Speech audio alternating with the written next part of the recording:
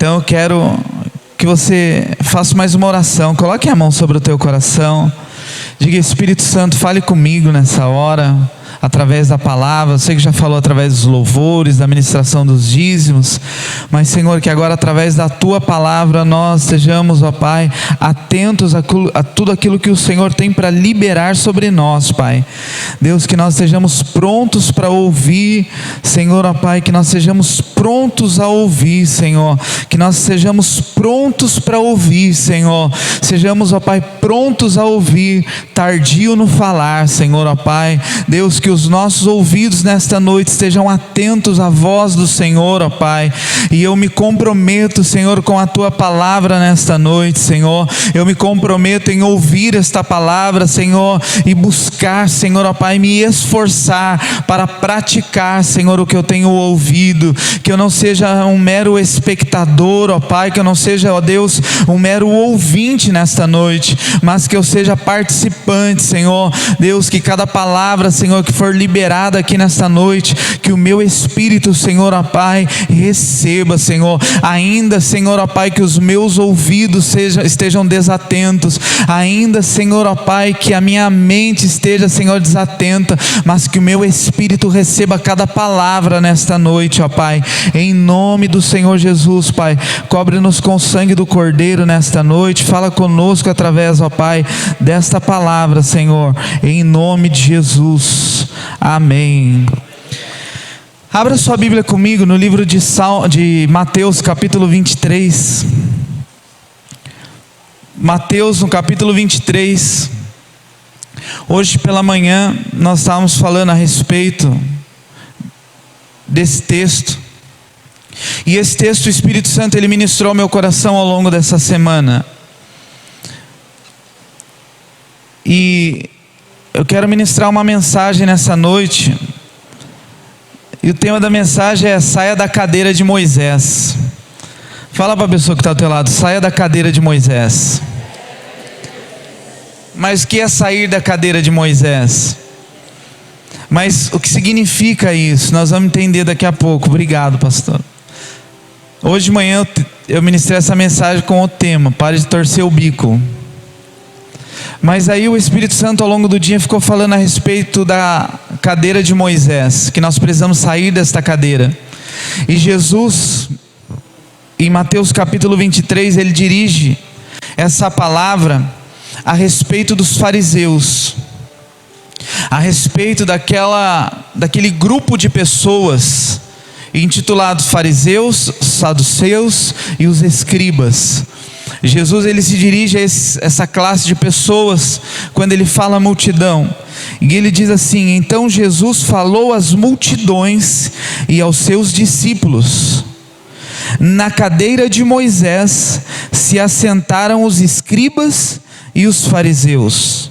Portanto, façam e observem tudo o que ele vos disserem, mas não os imitem em suas obras, porque dizem e não fazem. Atam fardos pesados, difíceis de carregar, e os põem sobre os ombros dos outros, mas eles mesmos nem com um dedo querem movê-lo. Praticam todas as suas obras a fim de serem vistos pelos outros, pois alargam seus filactérios e alongam as franjas de suas capas. Gostam dos primeiros lugares nos banquetes e das primeiras cadeiras das sinagogas, das saudações nas praças e de serem chamados de mestre, porque um só é mestre de vocês e todos vocês são irmãos.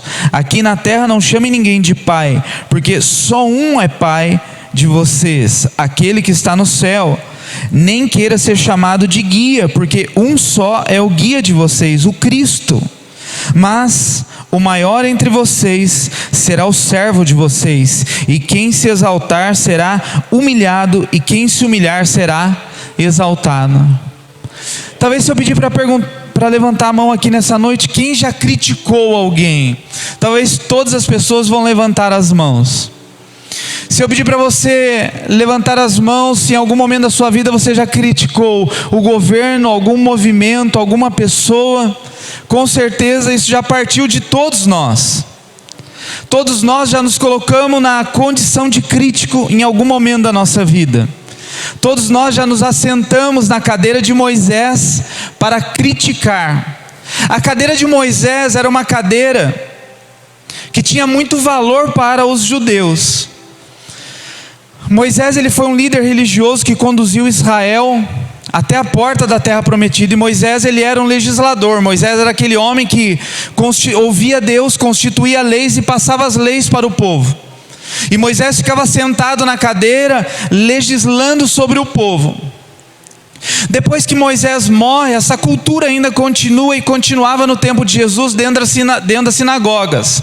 Dentro das sinagogas tinha aquele que lia a lei, e aquele homem que lia a lei, ele se assentava à cadeira de Moisés. Então quem sentava na cadeira de Moisés tinha todo o poder agora para instituir leis e para estabelecer regras sobre o povo.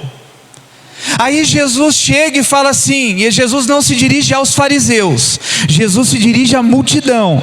Ele fala assim: olha, os fariseus, eles gostam muito da cadeira de Moisés, eles gostam muito de se assentar e colocar sobre o povo regras, estabelecer regras sobre o povo. Esses homens, eles gostam muito de ler as regras e as leis do reino de Deus e impor sobre as pessoas. Mas olhem tudo que eles estão te falando, ouçam com atenção, porque o que eles dizem é bom. Eles estão falando da palavra de Deus, mas não façam o que eles fazem, porque todo o discurso deles é bonito, mas as suas obras não estão em alinhamento com as suas palavras. Eles falam para fazer uma coisa, mas eles fazem outra coisa. Eles impõem regras, mas eles não se enquadram nessas regras. Eles criam leis, mas para eles essas leis não têm validade. Então Jesus, ele aconselha o povo a olhar para que os fariseus diziam, mas ele aconselha o povo, a multidão e os seus discípulos a não seguir as obras dos fariseus. E quem eram os fariseus? A palavra fariseu no grego, ela significa parash, significa separado. Era um grupo de pessoas separada que exercia certa autoridade sobre as pessoas. E hoje nós usamos a palavra fariseu para dizer, aquela pessoa só fala, mas não faz. E era isso que Jesus estava falando. Esse grupo de pessoas, eles torcem o bico para tudo. Se pinta a parede de preto, eles torcem o bico. Se coloca a lâmpada, eles torcem o bico. Se o templo é antigo, eles torcem o bico. Se criança ceia, eles torcem o bico. Se criança não ceia, eles torcem o bico. Se dizima, torce o bico. Se oferta, torce. Já conhece alguma pessoa que torce o bico? Pois é. Conhece? Era esses caras. Imagina Jesus andando e os caras torcendo o bico toda hora do lado dele. Jesus ia fazer assim, ó. Aí os caras, olha lá, andou para a direita. Santão. Aí Jesus aparecia de bermuda. Olha lá, agora usou bermuda. Aí Jesus fazia, não, olha lá. Jesus chegou a um ponto cansado. Jesus não confrontou nenhum outro tipo de pessoa. Você não vê na Bíblia Jesus confrontando nenhum homossexual. Você não vê na Bíblia Jesus confrontando político corrupto. Você não vê na Bíblia Jesus confrontando prostituta ou adúltero. Mas você vai ver na Bíblia Jesus confrontando pessoas que falam e não fazem. E esses dias algo me chamou a atenção, foi quando Deus me deu essa palavra. Há 2 semanas atrás aconteceu no Morumbi, no Allianz Parque, no Mané Garrincha, aquele evento chamado Descende. E a internet logo após o Descende foi enxovalhada de críticas. Pessoas criticando, pessoas apontando. Críticos que ficam de um lado da tela do computador, apontando aqueles que estão na rua fazendo. Porque é muito fácil nós nos assentarmos à cadeira de Moisés, é muito fácil nós nos assentarmos no sofá confortável na nossa casa e dizermos que tudo é do diabo. Atribuímos ao diabo tudo aquilo que os outros fazem. Se a igreja enche, é porque não sei o quê. Se a igreja está vazia, é porque não sei o quê. Se o patrão é chato, porque ele é chato. Se ele é bonzinho demais, ele é bonzinho demais. Não tem pessoas que é difícil nós conseguirmos agradar? Você conhece alguém que é quase impossível agradar? Você pode fazer tudo o que for, ela sempre vai ter uma crítica na ponta da língua. Essa classe de pessoas chamava-se na época de Jesus fariseus. Eram as pessoas, se fosse no tempo de Jesus hoje, eram as pessoas que usavam o Facebook para atacar todo mundo.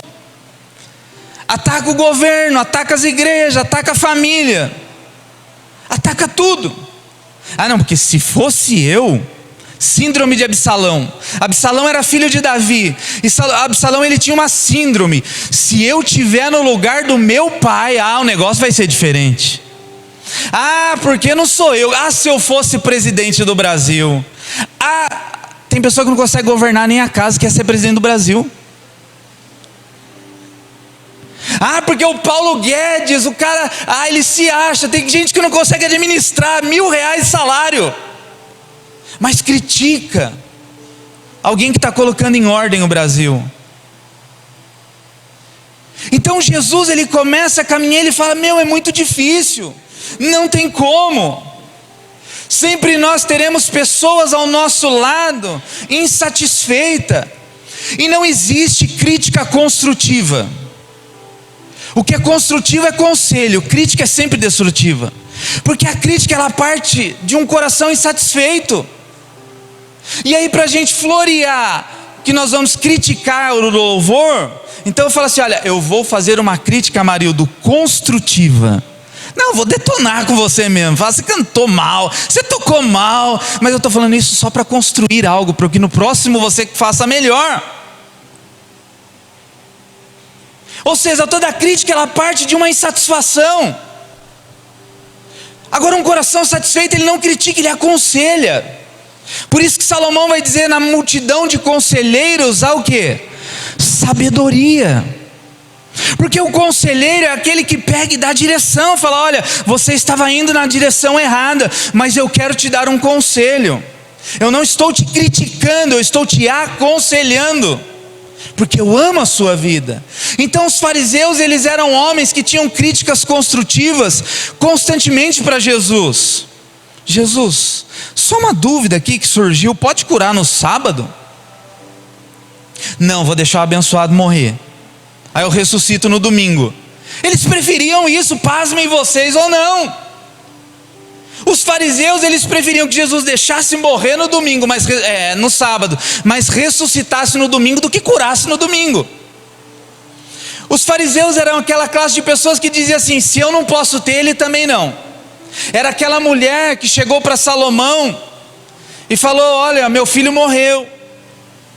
E aí a sabedoria de Salomão fala assim, e a outra ficou, não, o filho é meu. A outra ficou, não, o filho é meu, o filho é meu. Não, o filho é meu. Salomão, em sua graça e sabedoria, ele fala o quê? Então vamos matar a criança, metade para cada. E aí a mãe verdadeira fala, não, o filho é dela. Ou seja, eu prefiro meu filho vivo sendo criado por outro do que ter ele morto. Agora os fariseus não. Os fariseus já falam, corta no meio, isso mesmo, arrebenta. Já distribui para a comunidade toda, tira o braço, a perna, a cabeça, dá para todo mundo. E aí eu fiquei pensando isso esses dias. Quantas pessoas, elas ficam sentadas na cadeira de suas casas, criticando aqueles que estão fazendo, mas não movem um dedo para fazer também. Quantas pessoas criticaram um evento chamado Descende, mas tem pessoa que não consegue juntar 2 pessoas, nem ela e mais um, quem dirá 80 mil.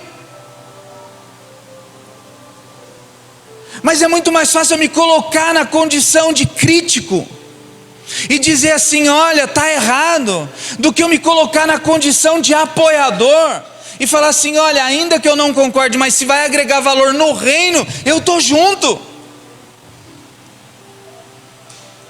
E isso cabe para nós, para mim, para você, refletir a respeito da nossa vida.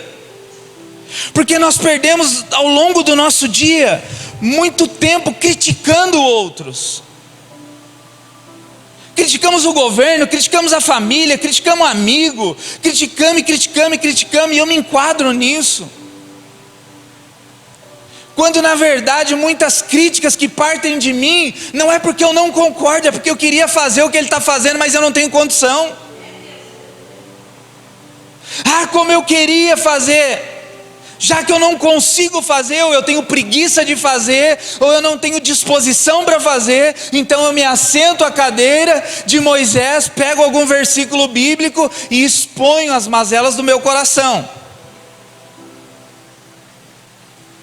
E aí Jesus fala assim, o que os caras falam é bonito, porque não tem os discursos bonitos? Tem ou não tem? Você fala, uau, o cara se fala bem, hein? E aí você vai falar assim, mostra-me os teus frutos. E aí Jesus fala, os fariseus não tinham fruto, eles comiam de frutos alheios. O crítico normalmente ele não tem fruto, porque ele perde muito tempo criticando e não consegue produzir nada.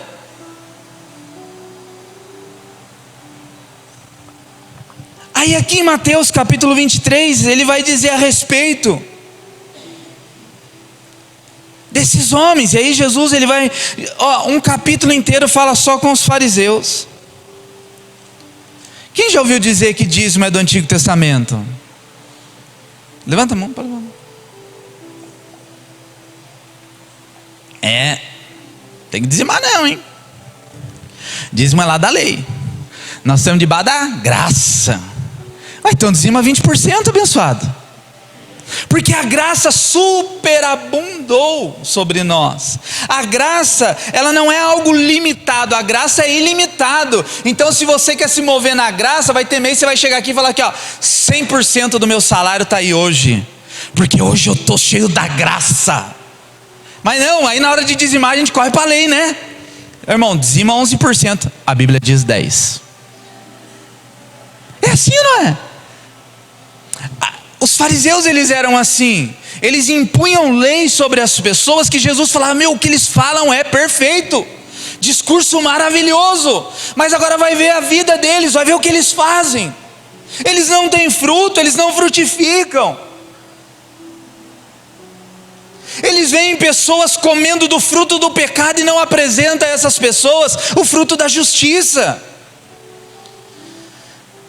Estava falando isso hoje aqui de manhã. Ontem eu fui no shopping com a minha filha, e aí a hora que eu saí da vaga que eu estava estacionado, eu dei ré, fiz assim com o carro e falei, agora eu vou para cá, né?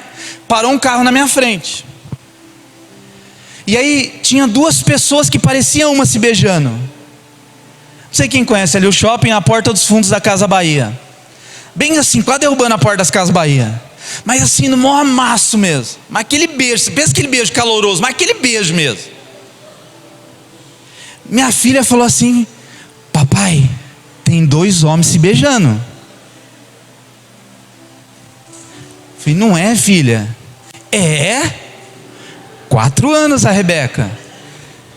E aí eu assim, acelerando pro carro da frente, sai carro da frente. Aí eu falei, não, filha, aí Deus perdoa a mentira de pai, né? Eu falei, não, filha, a menina de cabelo curto. Não é, olha a roupa dele. É 2 homens. Aí eu assim, sai carro da frente. A Rebeca assim, não papai, é 2 homens. Eu falei, não filha, pega o celular do papai, joga joguinho, disfarça. E ela ficou afixada naquela imagem. E aí daqui a pouco saem os 2 menininhos, 14, 15 anos. Já viu quando o pato... Sai tudo assim, ó. Saiu os 2 assim. Aí ela falou, falei que era 2 homens. Graças a Deus ela esqueceu. Eu orei, falei, Deus, apaga da mente dela. Mas eu poderia ter parado o carro, ter chegado para os 2 jovens e ter falado assim, ô seu sem vergonha, para com isso.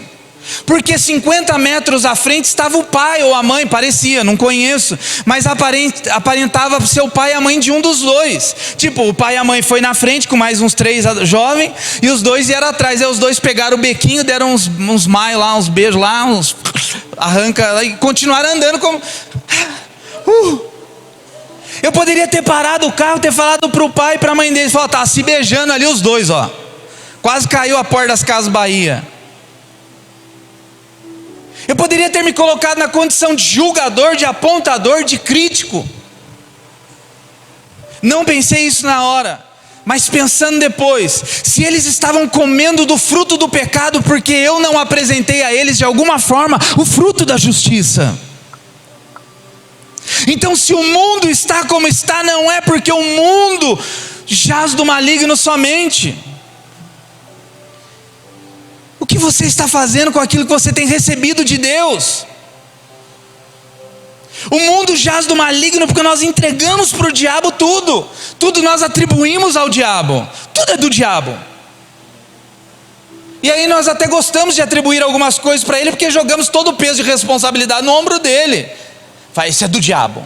Ah, isso é do diabo. Isso é do diabo. Se as pessoas estão comendo o fruto do diabo, é porque nós não estamos apresentando o fruto de Cristo a elas.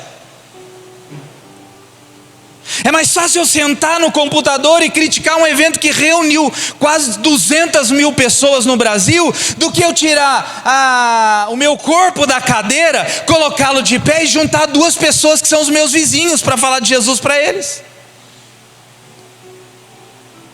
É mais fácil eu criticar os jovens que estão envolvidos no homossexualismo, na prostituição, do que eu chegar para eles e dizer assim, olha, tem um Deus que te ama, tem um Deus que morreu na cruz do Calvário por você.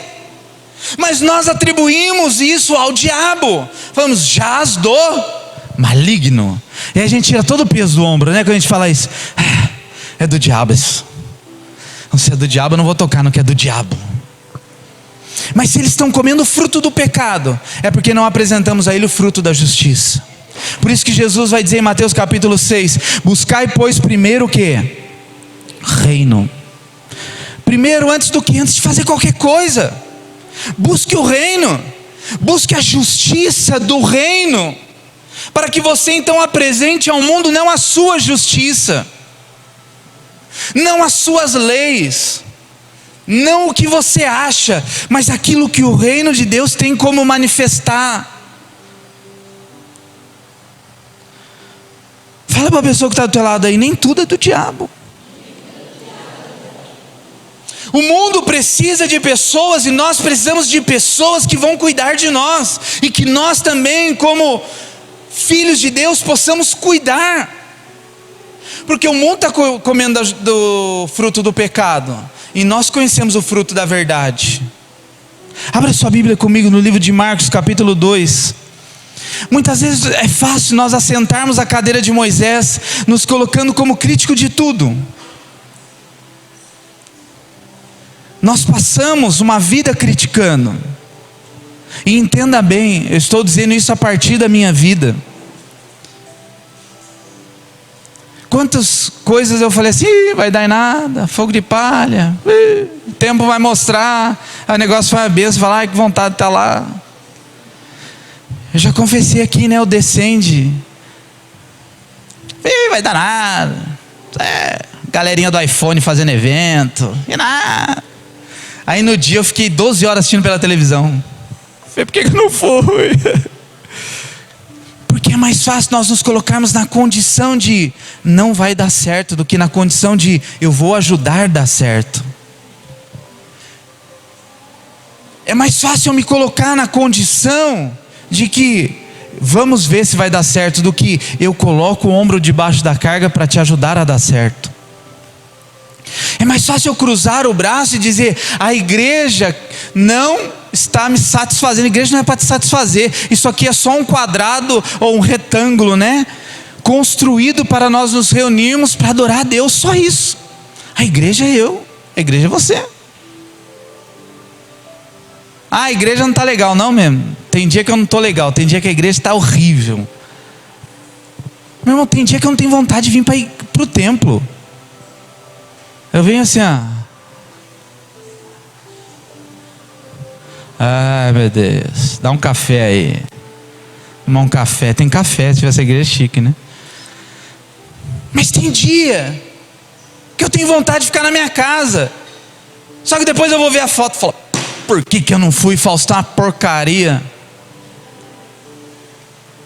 Marcos capítulo 2 vai dizer assim. Acharam? Marcos capítulo 2, deixa eu achar. Diz assim, eu não vou ler tudo não, que são 12 versículos, mas fala de um jovem que era paralítico.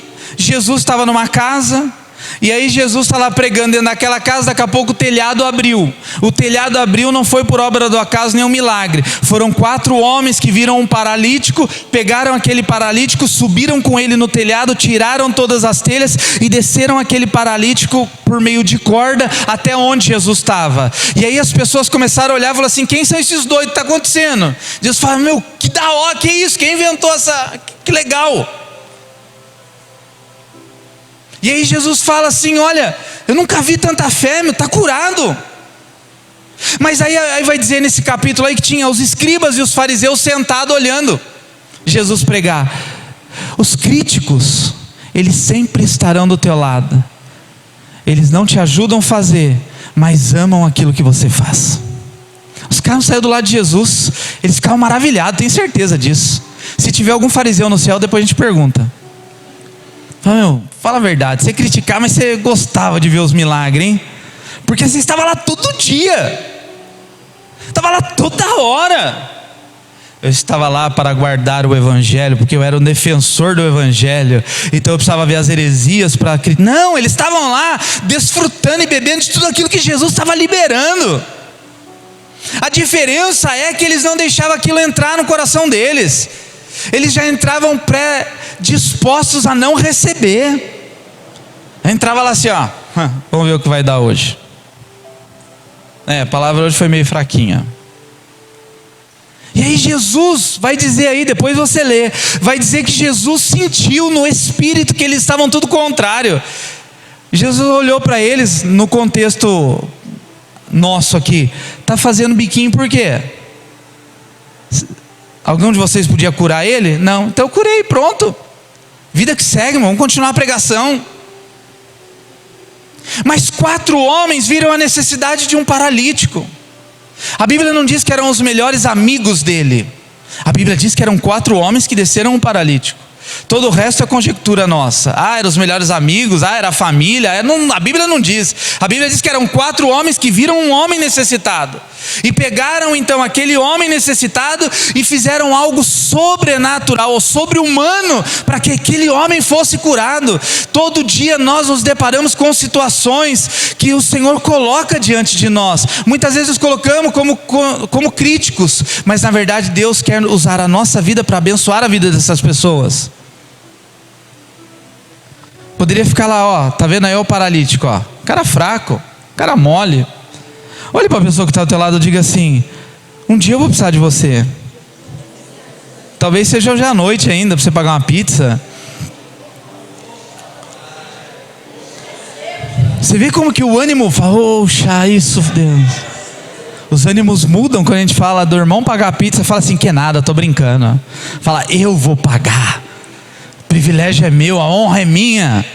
E vai pagar nada, eu vou perder a bênção. Mas é mais fácil nós estarmos na condição de quem recebe. É mais fácil nós estarmos na condição de quem é abençoado. É mais fácil a gente se colocar na condição de quem senta para ser servido. E aí Jesus vai falar lá em Mateus capítulo 23. Quem quer ser servido, que primeiro sirva. Se você entender o que é o serviço, e esses 4 homens entenderam o que é o serviço, eu tenho certeza que a vida deles foram impactadas por aquilo que Jesus realizou na vida do paralítico, e que eles foram instrumentos de Deus para abençoar a vida daquele homem. Nós precisamos sair da cadeira de Moisés e começar a colocar a nossa cara para a sociedade, dizer assim, olha, há um Deus que vive na minha vida, e esse Deus se manifestará na sua vida. do que nos colocar na condição de crítico e dizer assim: nossa, esse paralítico aqui, hein? Louco, cara, sei lá, vem para cá, sei lá. Não, eu tenho que pegar os paralíticos espirituais e conduzi-los à presença de Jesus. É mais fácil eu me colocar na condição daqueles que estão comendo o fruto do pecado, sem apresentar a eles o fruto da justiça. Fala: para de comer disso, tem um fruto muito melhor. O que você está fazendo não é certo. E eu não estou te criticando, eu estou te aconselhando.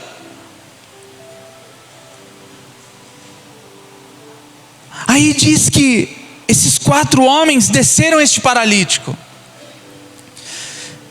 Agora amanhã, esse paralítico poderia ser um agora que conduziria outros também à presença de Jesus. A vida, ou o mundo, ele vai dar voltas. Um dia nós servimos, outro dia somos servidos. Um dia nós servimos, outro dia seremos servidos. E é assim. Um dia eu sirvo a Aline, e outro dia outra pessoa vai me servir. Às vezes eu espero que ela me retribua, e aí eu passo a vida inteira criticando ela, mas eu já fui retribuído. Já viu aquela frase: Deus lhe pague? Irmão, Deus lhe pague, Deus lhe pague. Deus paga, Deus não fica devendo. Mas às vezes a paga não vem da pessoa que você abençoa, vai vir de outro. O problema é que nós estamos focados na condição de crítico, falando assim: nossa, eu abençoei a vida dessa irmã, a irmã nunca me retribuiu. Bom, mas já recebeu um monte de retribuição de outro lado. Mas a condição de crítico me coloca somente a focar nela. Quantas vezes nós somos abençoados e não percebemos?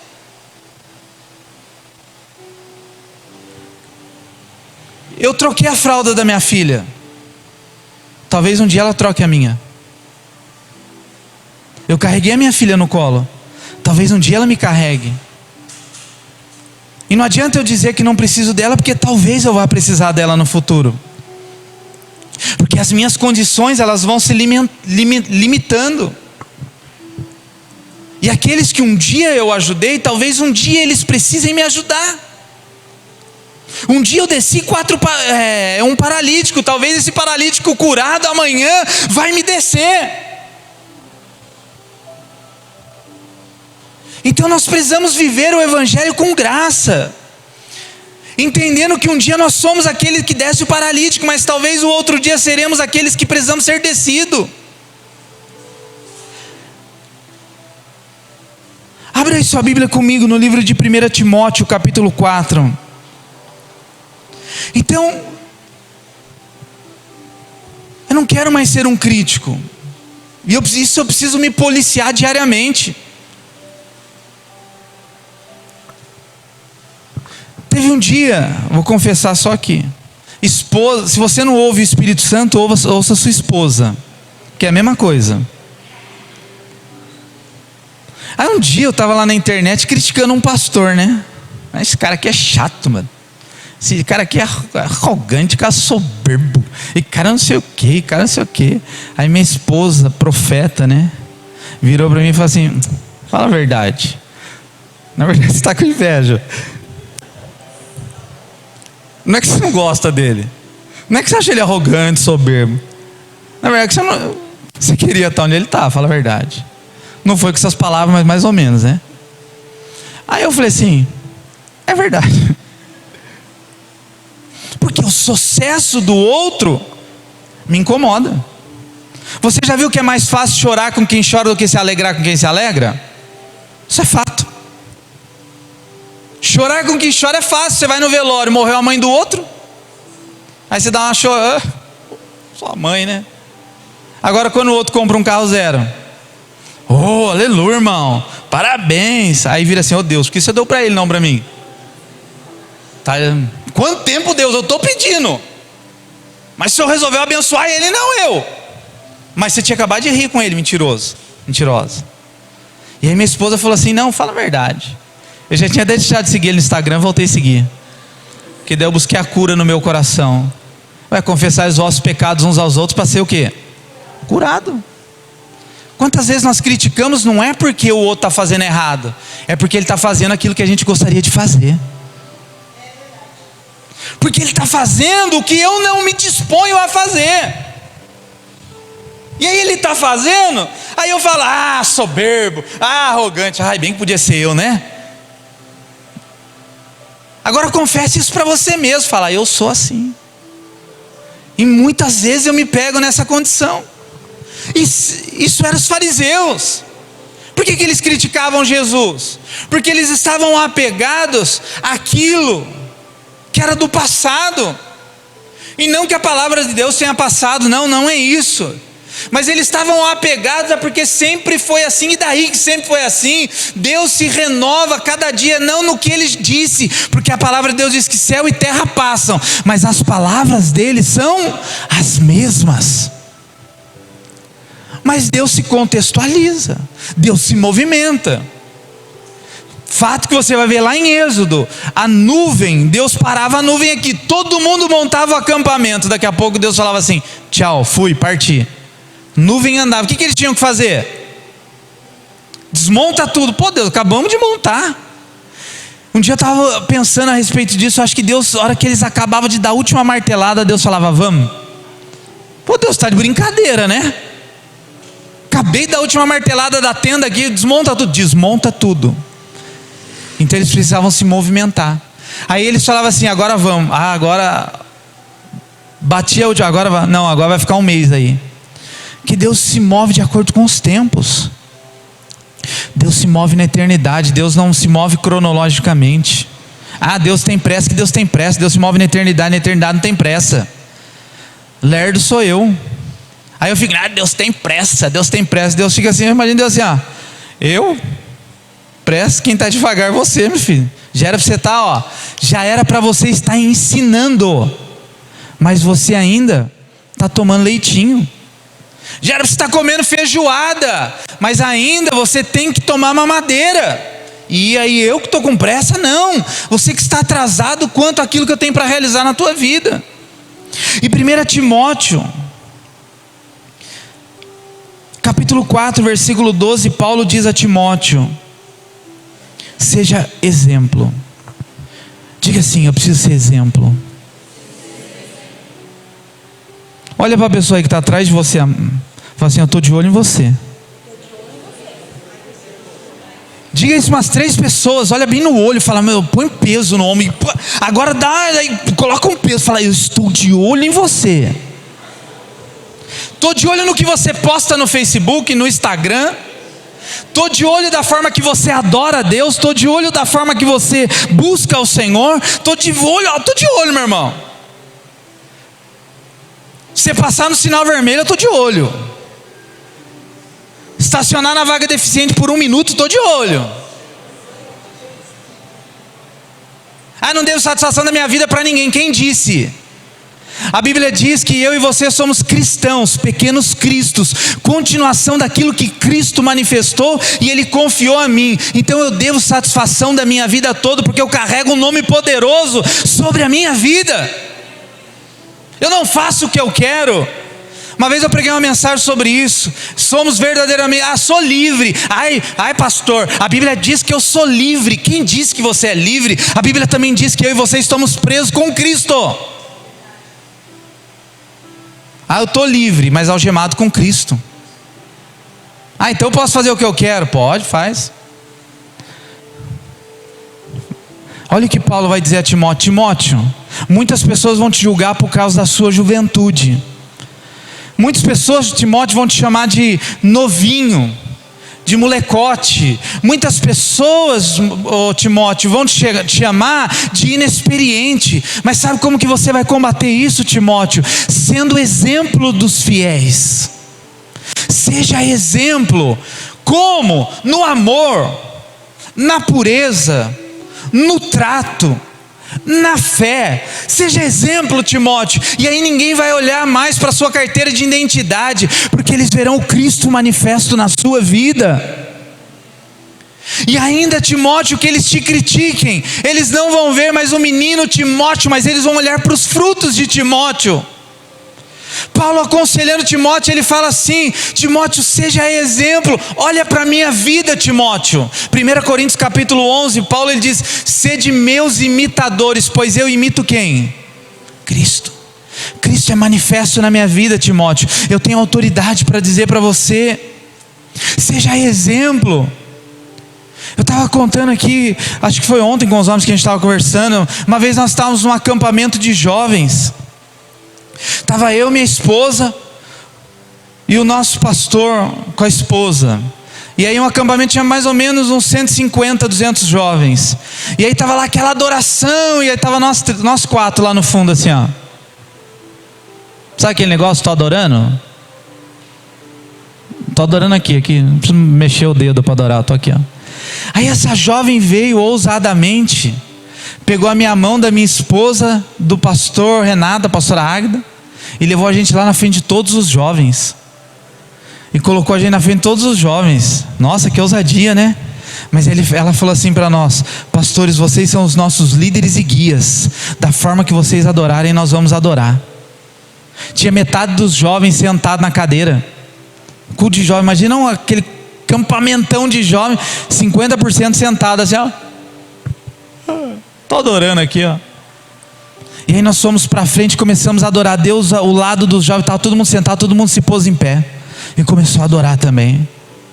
Então é isso que Paulo fala a Timóteo: seja exemplo. As pessoas, Timóteo, vão estar de olho em você. Se eles te criticarem, não dê motivo para eles te criticarem. Seja exemplo. Eles vão te criticar? Vão. Se você fizer tudo certo, vão te criticar. Se fizer tudo errado, vão te criticar. Se você não fizer nada, vão te criticar. Sim ou não? Quem já foi criticado? Aí você fala assim: nossa, mas eu fiz tudo certo. Aí tem hora que você fala: pô, pisei na bola mesmo, foi mal, fiz tudo errado. Tem toda razão para me criticar. E aí Paulo fala para Timóteo: seja exemplo. Porque talvez você vai precisar descer algumas pessoas à presença de Jesus. Jeremias capítulo 18 fala assim: olha, eu tive uma visão, eu vi um homem fazendo um vaso. E aí Deus falou: desce lá, desce a casa do oleiro. Lá é a casa do oleiro, é lá onde eu quebro o vaso e faço de novo. E aí em Atos capítulo 9 Deus fala a respeito de Paulo: este é para mim vaso escolhido. Deus usa algumas simbologias na Bíblia para se referir ao homem, né? Vaso, labareda, flecha. E Deus fala assim: mas olha, todos são filhos que manifestam os valores do reino do Pai. Não são fariseus, são filhos. Não é nação santa, não é nação santa. Não, você diga para o irmão que está do lado assim: você não é povo de Deus, você é filho de Deus.